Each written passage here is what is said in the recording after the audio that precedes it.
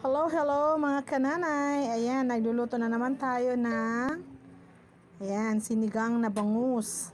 Ayan siya, mga kananay. Yung sinigang na bangus natin, ang gulay niyan ay pang nilaga.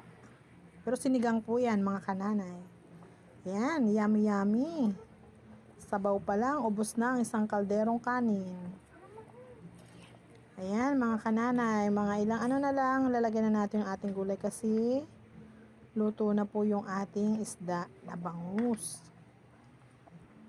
Ayan. Sarap.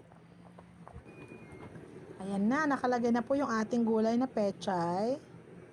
Gulay na pechay na dapat pang nilaga, pero yung luto ko po ay sinigang na bangus. Ayan. Luto na po yan, mga kananay. Saserve na po natin at kakain na tayo, mga kananay.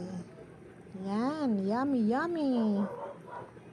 Thank you po sa inyo lagi, mga kananay. God bless po. Ayan o. Diba? Sarap.